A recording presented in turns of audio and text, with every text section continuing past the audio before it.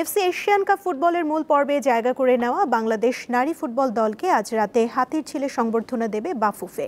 Myanmar থেকে আজই দেশে ফিরবেন ফুটবলাররা। বাফুফের সভাপতি তাবিথ আউয়াল জানান, নারী ফুটবলারদের বেতন কাঠামো নিয়ে ভাবছেন তারা।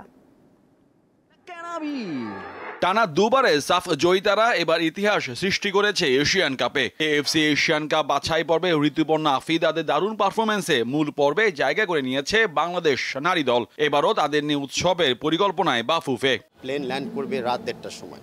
আমরা এখনও প্রস্তুত নিচ্ছি যে যেই দর্শকই আসতে চায় বা আসতে পারেন, হাতিরঝিলের পাশে যে অ্যাম্ফি থিয়েটারটা থাকবে, সেই অ্যাম্ফি থিয়েটারে আমরা নারী দলকে এয়ারপোর্ট থেকে সরাসরি নিয়ে আসবো। সেখানে যারা যারা তাদের সম্মতি দিতে চান বা নারী দল থেকে কিছু শুনতে চান, সেখানে আপনারা শুনতে পারবেন। যদিও গভীর রাত হবে, বা আমরা মনে করি তাৎক্ষণিক ওদেরকে একটা সমর্থন দেওয়া উচিত। আর তার কিছু ঘন্টা পরে আমাদের কিছু প্লেয়ার আবার ভুটান চলে যাবে, ভুটান লিগে আবার যোগদান দেওয়ার জন্য। দীর্ঘদিন ধরেই নারী ফুটবলারদের বেতন নিয়ে চলছে নানা সমালোচনা। কয়েক মাসে বেতন না পেয়েও খেলেছেন এএফসি এশিয়ান কাপের বাছাই পর্বে, দেশকে নিয়ে গেছেন অনন্য উচ্চতায়। বেতন কাঠামো নিয়েও রয়েছে নানা প্রশ্ন। এবার গ্লানি ঘুচাতে চান বাফুফে বস। নিশ্চয়ই ওনাদের জন্য আর্থিক পুরস্কারের ব্যবস্থা করব, আর অর্থের বাইরেও অনেক পুরস্কার দেওয়া যায়, সেই ব্যবস্থাও আমরা করব। আর নারীদের যেই পিছিয়ে বেতন যে পিছিয়ে থাকে সেটা কন্ট্রাক্ট অনুযায়ী, সেগুলো এখন আপডেটেড হয়ে যাচ্ছে।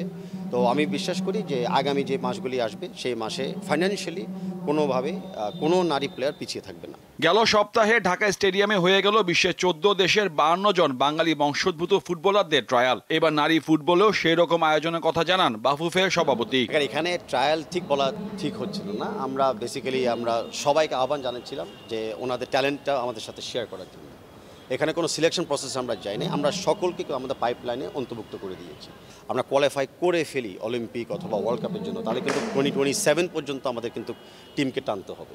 তো আগামী 3 বছর টিমকে টানার জন্য কিন্তু ব্যাপক পরিমাণে প্লেয়ার লাগবে আমাদের পাইপলাইনে। কিছুদিন আগে মরক্কোতে দেশটির ক্রীড়া বিষয়ক মন্ত্রী মোহাম্মদ সাদ বেরাদার সাথে দ্বিপাক্ষিক বৈঠকে বাংলাদেশের সাথে প্রীতি ম্যাচ খেলার প্রস্তাব করেন যুব ও ক্রীড়া উপদেষ্টা আসিফ মাহমুদ সজীব ভুইয়া। বাফুফেও চাচ্ছে আসন্ন ফিফা উইন্ডোতে আরো কয়েকটি ম্যাচ আয়োজনের। সেপ্টেম্বর উইন্ডোতে আমরা মোস্ট প্রবলি সাউথ এশিয়া থেকে একটা টিমকে খেলবো। মোহাম্মদ হাসিব, দীপ্ত স্পোর্টস, ঢাকা।